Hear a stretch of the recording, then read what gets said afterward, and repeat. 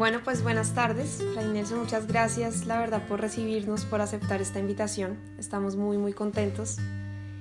Y bueno, pues queríamos iniciar primero que todo conociendo un poquito de tu vida, de por qué decidiste ser sacerdote, cuál ha sido como tu camino de fe, si nos puedes contar un poco de esa experiencia. Muchas gracias, María Paula. Eh, Creo que todo empieza en la familia. Vengo de una familia católica, sobre todo con una fe vivida. Quiero decir que la Eucaristía, las prácticas de devoción, por ejemplo, la novena al Niño Jesús, el rosario en familia, pues son realidades que conocí desde niño. Fui también educado en un colegio católico, el Colegio Santo Tomás de Aquino, aquí en la ciudad de Bogotá. Todo eso indudablemente deja una base, deja unos principios. Sobre esa base yo creo que el Señor construyó, especialmente a través de los grupos de oración de la renovación carismática. Eso tuvo como fases. En una primera fase hubo un momento de entusiasmo cuando yo tenía 15 años de edad, en que por primera vez pensé en ser sacerdote y me entusiasmó mucho la idea. Esa idea quedó eclipsada básicamente porque en ese tiempo, que era el final de mi secundaria, apareció todo lo que tiene que ver con olimpiadas de matemáticas y el mundo de la ciencia. El entusiasmo por la ciencia me llevó realmente a distraerme, se puede decir, distraerme de la vocación, dejar de lado la oración. Ahí hubo un punto bajo en la parte de la práctica de la fe, pero luego a través de un llamado muy hermoso de la Santísima Virgen y a través de nuevo de los grupos de oración, particularmente de la renovación carismática, pues revive esa inquietud de compartir la palabra de Dios. Y cuando esa inquietud renace, pues ya renace con fuerza. Y es ahí como a los 19 años de edad, pues movido por ese amor de Dios, interrumpo los estudios que estaba llevando en el área científica, concretamente en la física y en las matemáticas, y, y bueno, ingreso a esta comunidad religiosa que tiene como vocación fundamental la predicación. Esa es la historia, la pequeña historia. Ay, pues muy chévere, pero de hecho, pues la parte de matemática de eso creo que es una herramienta muy útil, ¿no? Para ser ahora sacerdote. Como que puede servir mucho la parte de la lógica, de el razonamiento lógico. Sí, sí, la verdad es que sí. Ha servido de esa manera un poco de entrenamiento en la parte lógica, como para mirar eh, la formación filosófica y teológica desde un punto de vista tal vez más estructurado, se puede decir. También ha servido para darse cuenta cuántas mentiras están metidas en, en aquellos que piensan que si sube la ciencia tiene que bajar la fe, o si sube la fe tiene que bajar la ciencia. Yo creo que ese engaño, porque es un engaño, eh, realmente cuando uno sale de la idolatría de la ciencia, se da cuenta que no tiene que ser así. No se trata de ser contrarios a la ciencia, por supuesto, sino de darle su lugar. La verdad es que todo lo que Dios nos ha dado, nos lo ha dado precisamente, pienso yo, para que le demos su lugar. No para que lo despreciemos, no para que lo neguemos, sino para que le demos su lugar. Y en ese sentido, haber pasado con tanto entusiasmo por el mundo de la ciencia, yo creo que ha tenido ese efecto en mí, el efecto de, digamos, de vacunarme, ahora que están, pues, están en las noticias las vacunas, vacunarme contra una enfermedad que se llama cientificismo y que no es otra cosa sino idolatría del conocimiento científico. Bueno, pues ahí se le ocurren a uno muchas preguntas porque de esa relación que hay entre la fe y la razón, pero digamos que antes de entrar en ese tema, y como nuestro público, digamos, es fundamentalmente laicos, creyentes, nos gustaría entrar un poquito ya en la materia como fundamental para cubrir ese tema y que no se nos vaya a perder, que es inicialmente el de la vida de los laicos en la iglesia. Digamos que nosotros tenemos una experiencia en la iglesia de los del equipo de Levantando el Velo, una experiencia más larga. Yo, Sergio Romero, tengo una experiencia un poco más corta. Corta experiencia de la vida de iglesia es muy distinta de lo que yo he visto que está escrito en la Biblia. Eh, digamos, básicamente lo que yo me he encontrado en la vida de las parroquias, pero yo le digo otra vez con la salvedad de que es mi experiencia y es corta, es una vivencia de la fe bastante simple o bastante, no sé, empobrecida de alguna forma, en la que consiste básicamente como en ir a misa los domingos, bautizar a los hijos, hacer la primera comunión y no mucho más que eso. Cuando lo que uno ve acá, digamos en libros como los Hechos de los Apóstoles o en las cartas de San Pablo, es una vivencia mucho más fuerte, mucho más intensa. ¿Cuál es el papel de los laicos en la iglesia, padre?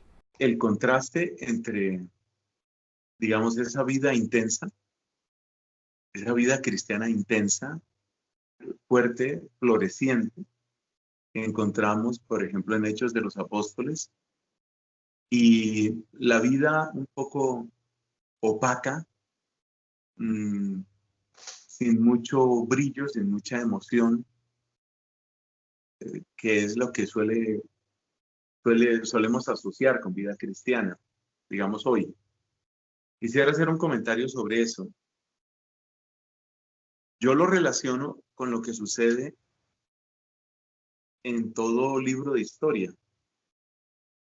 Alguien comentaba que los libros de historia prácticamente lo que nos cuentan es las guerras y cómo se llegó, cómo se salió de una guerra y cómo se entró a otra guerra. O tal vez nos cuentan los líderes, los jefes, llámense reyes, emperadores, presidentes, cómo llegó al poder, cómo perdió el poder y cómo otro llegó al poder y así sucesivamente. Lo que quiero decir con esto es que hay un pequeño sesgo que podemos tener al escuchar relatos, y es que necesariamente los relatos nos conducen a lo sobresaliente y pueden crear una ilusión óptica en el sentido de que toda la vida está hecha de acontecimientos sobresalientes, como cuando una persona cuenta lo que fue su noviazgo. Pues seguramente hubo muchos días en que lo único que pasaba era que conversaba, por ejemplo, con la novia, conversaba durante 45 minutos, durante 2 horas, y seguro que si esas conversaciones las ponemos en un libro, es el libro más aburrido del mundo. ¿Qué hiciste? No, desayuné. ¿Qué desayunaste? Bueno, hoy era huevos, té y tostadas. Ah, bueno, sí.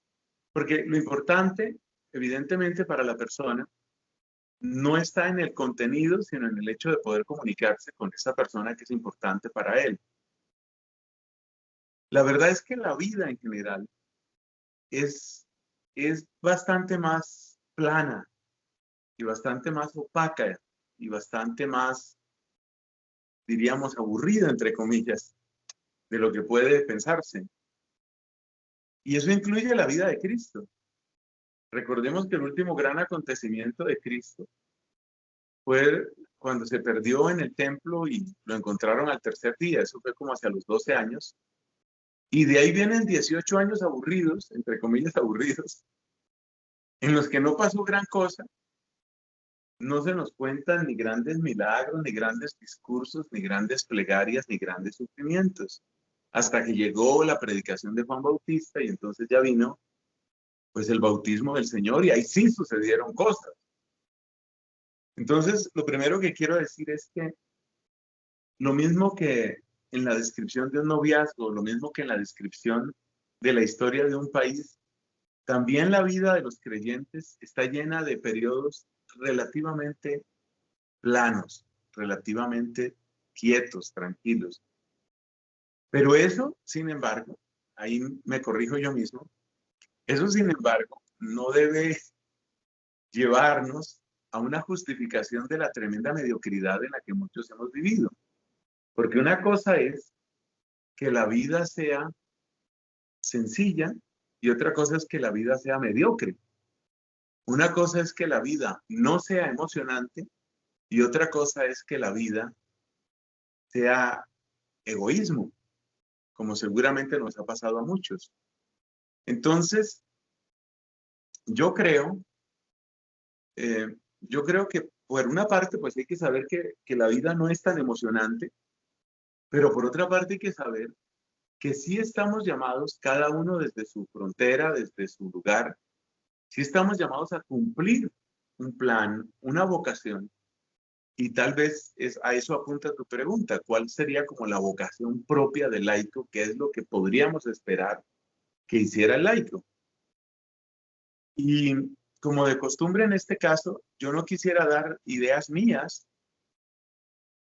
pues digamos, son ideas con las que estoy de acuerdo, pero no son ideas que yo he creado, por así decirlo. Y una idea fundamental ahí es hacer presente el reinado de Cristo en las realidades de este mundo. Se entiende mejor con ejemplos. Pensemos en una persona que tiene talento de escritor. No tiene que escribir todo el tiempo de religión. No estamos diciendo que esa es la idea. Pero sí puede escribir de tal manera que sus escritos de algún modo despiertan, allí donde está dormida, despiertan esa ansia de eternidad, de trascendencia. Y eso hace muchísimo bien. Pensemos en el caso de un parlamentario, un congresista, por ejemplo. Si ese congresista ve que se va a debatir un proyecto de eutanasia y que incluso pues llegan los del lobby con maletas llenas de plata y de propuestas para que él también vote a favor de la eutanasia, este congresista responsable, creyente, convencido, pues sabe lo que tiene que hacer. Él va a presentar los argumentos de la mejor manera, de la manera más vigorosa posible, para impedir que un proyecto que es asesino, pues siga prosperando. Ese es el papel del laico, conocer muy bien su lugar, en cierto sentido, ser maestro de ese lugar, ser maestro. Es decir, tener lo que se llama un máster, ¿no? Pero no el máster simplemente académico, sino tener la maestría en su campo, el músico que tenga maestría en su campo, el profesor, el escritor, el artista, el parlamentario que tenga maestría en su campo. Y desde ese dominio de su campo, defender los intereses de Cristo allí donde se encuentra. Eso es lo propio del laico. Y esa sería la segunda parte de mi respuesta. Sí, pues de hecho ahí tú lo hablaste un poco, pero creo que es importante ahora entender cómo tendría que ver esto con los dones que nos da y los carismas del Espíritu Santo, ¿no? Como uno como laico, pues sí, pues si nos puedes contar un poquito qué relación habría ahí, cómo nosotros debemos responder a estos dones y carismas, ¿qué quiere decir esto? Enseña la Constitución Lumen Gentium del Concilio Vaticano II. Esa Constitución nos enseña algo clave. Nos dice que Dios alimenta, cuida, guía, defiende a la iglesia a través de dones naturales y sobrenaturales. Esa parte a mí me encanta. Un don natural, bueno, hay dos dones naturales que son los más importantes en el alma humana, que son la inteligencia y la voluntad. Usualmente en la teología clásica se les llama facultades. Nuestra capacidad de entender y nuestra capacidad de querer según razón. Esos son la inteligencia y la voluntad. Esos son dones naturales. Entonces, volviendo al caso del abogado parlamentario que está peleando, por ejemplo, para impedir el tema de la eutanasia, a él le toca ejercer mucha voluntad, porque le toca esforzarse, sacar horas, horas enteras de estudios que pueden ser áridos y de revisar documentos que pueden ser pesados o en otros idiomas. Le toca todo eso para preparar una buena argumentación y tiene que ponerle bastante inteligencia, tiene que ponerle fuerza al asunto. No es fácil. Esos son dones naturales. Pero también están los dones sobrenaturales a los que apunta un poco más tu pregunta. Dones sobrenaturales son, por ejemplo, los que tienen que ver con estos dones extraordinarios que da el Espíritu. Esos dones del Espíritu, en general, pues solemos estudiarlos cuando hablamos de los 7 dones. Y esos dones vienen a cualificar, vienen a darle nuevo vigor y nuevo alcance a los dones naturales.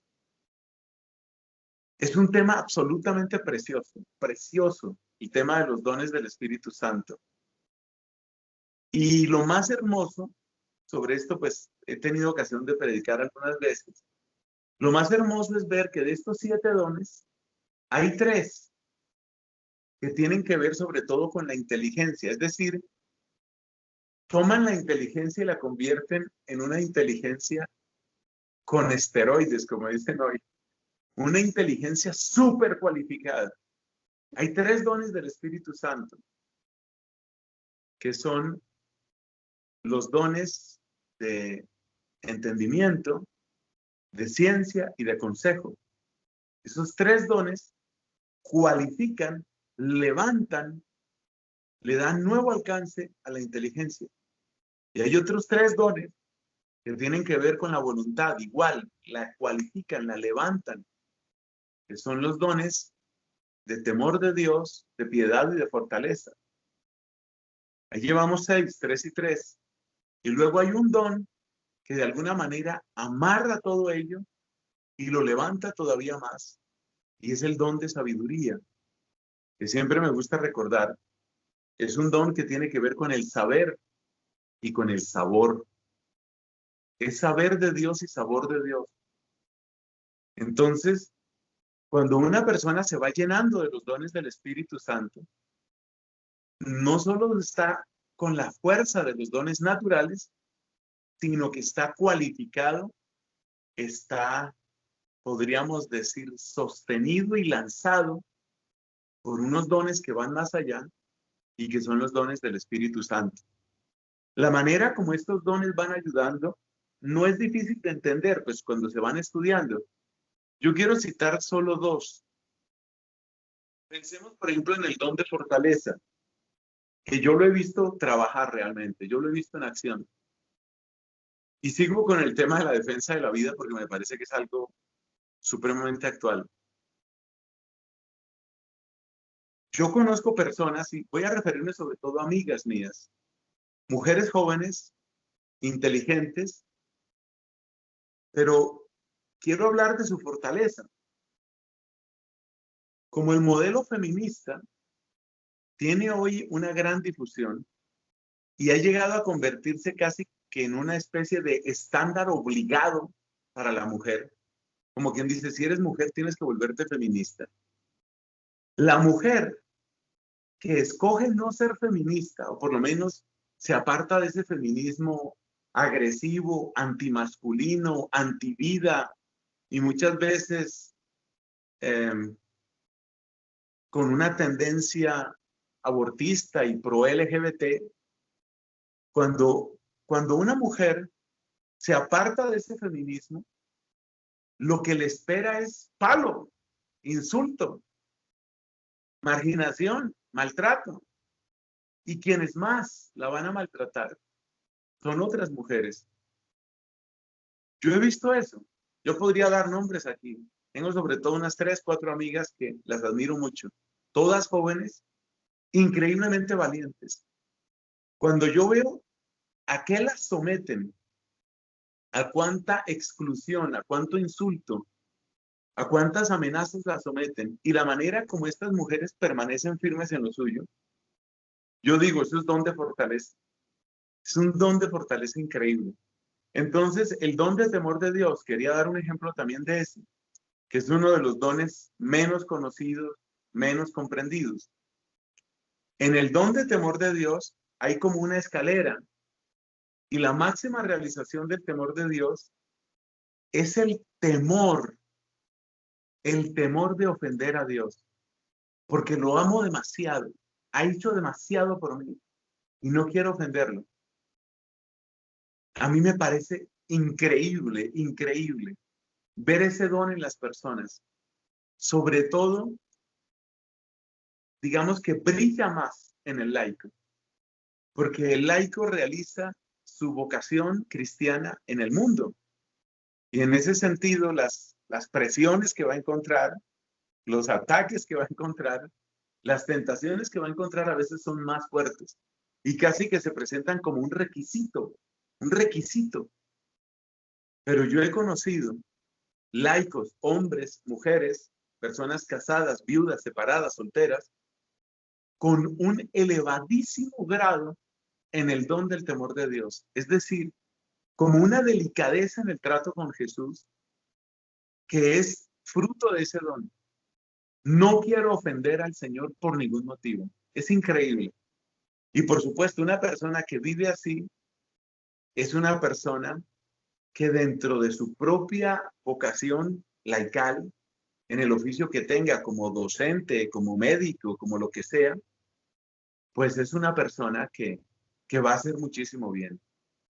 Entonces, para cerrar mi respuesta, hay una interacción muy hermosa entre los dones naturales y los sobrenaturales, y esa interacción tiene su explicación última en que el mismo que nos dio los dones naturales por creación es el mismo que en virtud de los méritos de la redención nos otorga los dones sobrenaturales.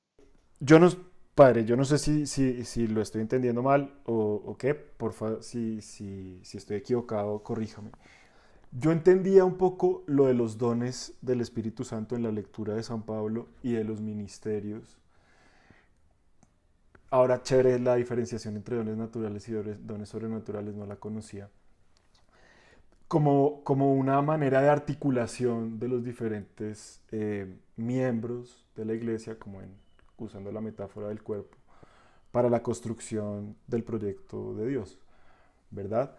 O sea, esos dones no están dados solamente a algunos, es decir, la pregunta sería, ¿esos dones son para solo algunos?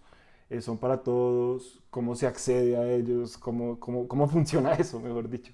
Sí, usualmente se distingue entre dones y carismas. Es una distinción que no hemos hecho hoy aquí. Okay. Porque una parte de la distinción es entre dones naturales y sobrenaturales y otra distinción es entre dones y carismas. Los carismas, que es una parte del mensaje que precisamente nos da la renovación carismática católica, los carismas suelen referirse a regalos específicos con los que el Espíritu Santo abastece a su iglesia a través de distintas personas. Es decir, que cuando se habla de carismas, típicamente un don de lenguas, un don de milagros, un don de profecía, un don de interpretación, ese tipo de... Se utiliza también la palabra don, porque es que carisma viene de una palabra griega que quiere decir precisamente regalo, lo que se da gratuitamente, o sea, como un don. Pero los carismas son muy variados y los carismas se dan de un modo desigual según lo que el Espíritu Santo ve que es más conveniente o más necesario para la iglesia y para la misma persona. Como enseña Santo Tomás y enseñan otros santos, tal vez la diferencia principal es esta, que los que llamamos dones del Espíritu Santo van en primer lugar para la santificación de la misma persona, lo cual trae un bien muy grande a la iglesia. Mientras que los carismas, también llamados dones dados gratis, son como herramientas que recibe una persona pero los recibe casi más para el servicio de la iglesia que para sí mismo. Entonces, los dones del Espíritu Santo son más para la santificación, la obra de santificación de la persona, mientras que los carismas son más para la defensa y transformación, renovación de la iglesia como tal. En esa diferencia debemos unirla a otra afirmación muy importante, y es que el Señor de todos los dones y de todos los carismas es el Espíritu Santo. Alguien que trató muy bien de este tema y que nos enseñó mucho fue el Papa San Juan Pablo II. Él tiene una encíclica específica sobre el Espíritu Santo. Esa encíclica se llama Dominus et Vivificantem, que se tradujo al español como Señor y Dador de Vida, refiriéndose al Espíritu Santo. Entonces, el Espíritu Santo es Señor en el sentido de que el Espíritu Santo es el que sabe cómo tiene que distribuir las cosas. Y por eso encontramos que hay santos en los que brilla más un determinado don que en otros. Indudablemente, por ejemplo, un don de fortaleza de los 7 dones brilla muchísimo en los mártires. Pues podemos decir que es donde más brilla el don de fortaleza. Pero por otra parte, el don de sabiduría, donde más brilla, pues parece ser en los que son doctores de la iglesia, como por ejemplo una Teresa de Jesús, o como por ejemplo un Santo Tomás de Aquino. Lo mismo pasa con los carismas. Los carismas no está obligados a darlos el Espíritu Santo. Los carismas los da el Espíritu según las necesidades que hay. Entonces, hay épocas donde el Espíritu Santo ha dado unos dones de milagros impresionantes. Pensemos, por ejemplo, en los muchos milagros que realizó a finales del siglo XIV San Vicente Ferrer. Este hombre era como un manantial de milagros. Era algo absolutamente impresionante. Y así ha habido otros santos que han hecho muchos milagros. Pensemos en San Martín de Porres, que llevó una vida extraordinaria. Y hay otros santos, grandes santos, en los que no aparecen muchos milagros. Es decir, que eso de hacer milagros lo reparte el Espíritu Santo según le parece. En una época, por ejemplo, en la época de San Vicente, le pareció bien que Vicente hiciera toda esa cantidad de milagros. Está bien. En otra época, pues como que era necesaria otra respuesta, y esa otra respuesta, pues no incluía tantos milagros. Por ejemplo, otro santo que hizo muchísimos milagros fue San Charbel, que ahora se está celebrando oficialmente en Colombia también. Está el día de San Charbel. San Charbel fue un monje allá en el Líbano. Este hombre era impresionante. Tenía él ese carisma. Y doy un último ejemplo por otro santo muy conocido, muy querido, San Pío. San Pío tenía unos carismas fantásticos. Uno de los carismas de San Pío era que él podía leer las conciencias de las personas y podía incluso saber qué pecados no habían confesado las personas. En ese momento, mediados del siglo XX, pues parece que eso era lo que quería el Espíritu Santo. Eso era lo que se necesitaba. En resumen, tenemos los dones y los carismas. Dentro de los dones tenemos dones naturales y sobrenaturales, y los carismas son fundamentalmente para ayudar a la iglesia en momentos específicos de distintas formas. Y el que es Señor de todos los dones y carismas es el Espíritu Santo, que los va dando según le parece. Gracias. Sí, yo quería pues resaltar un poco la parte de los ministerios.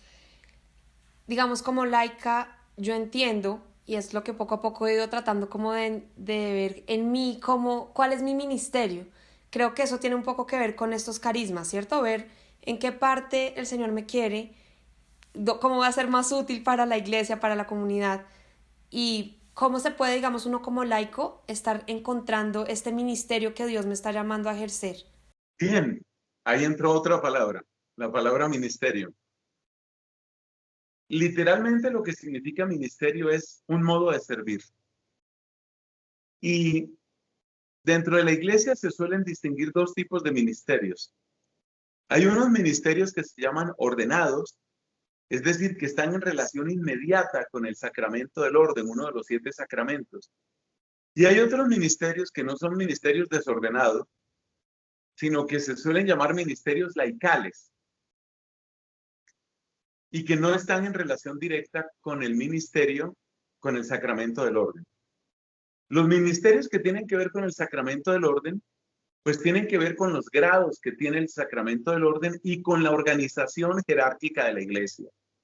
Así, por ejemplo, pues vamos a encontrar que hay diáconos permanentes, ese es un ministerio, han recibido ese sagrado ministerio, y el diácono permanente puede ser, por ejemplo, el encargado de educación dentro de una parroquia o una diócesis, o puede ser el que dirige la pastoral de salud y tiene ese oficio específico.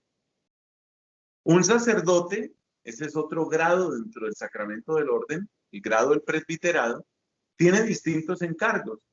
Yo, por ejemplo, no soy párroco, pero sí soy sacerdote. Yo tengo otros encargos. ¿Yo qué hago? Bueno, trato de hacer. Pues yo doy clases en la universidad, doy clases de teología, ese es mi ministerio. Participo en misiones, en predicaciones, ese es mi ministerio. Y por supuesto la celebración de la Eucaristía y otros sacramentos, como la confesión. El obispo tiene su propio ministerio. Esos son ministerios ordenados. Cuando se habla de ministerios laicales, tenemos que hacer otra pequeña clasificación. Hay ministerios laicales que son instituidos. Esos ministerios laicales instituidos son muy poquitos. Realmente son solo 2 en la actual organización de nuestra iglesia, desde el Vaticano II. No son ministerios que estén en relación con el sacramento del orden, o sea, no se requiere el sacramento del orden. Según la disposición del Papa Francisco, los ministerios laicales los pueden recibir tanto hombres como mujeres. Y ahí tenemos el ministerio del lectorado y el ministerio del acolitado. Esos son ministerios laicales instituidos. Entonces una persona puede ser instituida como lector o puede ser instituido como acólito. De esto hay realmente poca eclesiología, hay poco desarrollo. Luego están los ministerios laicales no instituidos, que realmente corresponde ¿a qué? Corresponde a las distintas necesidades en los distintos lugares y tienen una variedad absolutamente asombrosa, porque ahí aparece de todo. Por ejemplo, se habla de un ministerio de música, se habla de las personas que ayudan en el servicio a los enfermos, las personas que ayudan en la liturgia, las personas que ayudan en catequesis, las personas que ayudan en cosas tan físicas como puede ser ayudar a organizar la iglesia. Todos esos pueden ser ministerios. Entonces, nos damos cuenta que el mapa de los ministerios es muy amplio. Para resumir, tenemos esencialmente ministerios ordenados y ministerios laicales. Dentro de los laicales tenemos ministerios instituidos y no instituidos. Y dentro de los no instituidos hay muchísimo servicio de muchísimas maneras. Porque prácticamente todo lo que es una necesidad permanente en la iglesia, de alguna manera reclama alguna forma de ministerio. Es algo sumamente amplio. Fray Nelson, tenemos una última pregunta de este tema de la vida del laico en la iglesia. Ahora desde el otro lado, espero que, yo sé que es una pregunta un poquito cansona, pero de todas maneras creo que tengo que hacerla.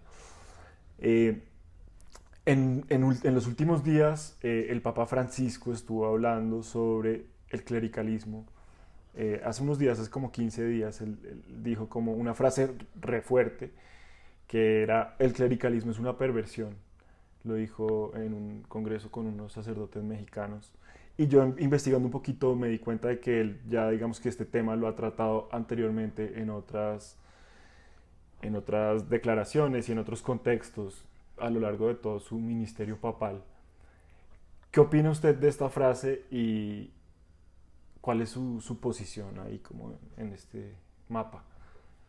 Bueno, el clericalismo a veces es una enfermedad de los clérigos, que es el sentido primero de esa palabra, pero también hay una especie de clericalismo en algunos laicos. Entonces, hablemos un poco de esas dos versiones de esa enfermedad y tratemos de entender por qué es una enfermedad tan fastidiosa, o mejor dicho, tan repugnante para el Papa. Y no solo para este Papa. El clericalismo, a ver, ¿de dónde viene la palabra clero? La palabra clero viene de una palabra griega que significa elegido. Los clérigos son los elegidos. Entonces, a ver, ahí viene un peligro y por ahí se empieza a entender el clericalismo. Si a mí se me sube a la cabeza que yo soy de los elegidos, entonces pueden pasar dos cosas terribles y aquí entramos en el clericalismo de los clérigos. Las dos cosas terribles que me pueden pasar es que yo puedo entrar con una mentalidad de élite, es decir, utilizar mi condición de ordenado como sacerdote, por ejemplo, en mi caso, para esperar que las personas me den un trato de cierto nivel porque es que yo soy el sacerdote. Ahí, eso se llama clericalismo de élite y está caracterizado por actitudes de arrogancia, de vanidad y también por una expectativa de que los demás tienen que estar al servicio mío como clérigo. Ese es clericalismo de élite. Hay otra versión del clericalismo de los clérigos, que es el clericalismo, llamémoslo así, de carrera. Es la persona que hace de su vida sacerdotal, por ejemplo, una especie de escalera en ascenso permanente que hace que la persona no le interese realmente el servicio que tendría que prestar en el oficio que tiene hoy, sino que más bien lo que le interesa es preocuparse de cómo haciendo ascender cada vez más para tener un mejor cargo, quizás con más dinero o con más estatus o con más poder. Ese es el clericalismo de carrera. Lo que unifica a estos dos clericalismos es que la persona en el fondo está interesándose solo por ella misma.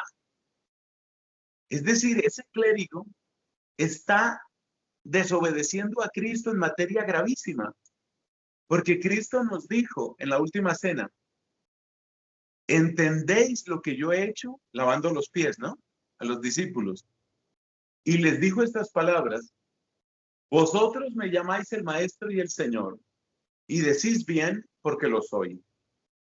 Si yo, que soy el Maestro y el Señor, os he lavado los pies, también vosotros debéis lavaros los pies los unos a los otros.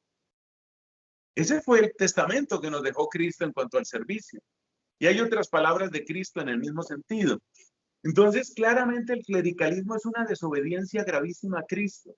Es una desfiguración total de lo que es el sacramento del orden. Porque el sacramento del orden está para configurarnos con Cristo, para unirnos a Cristo.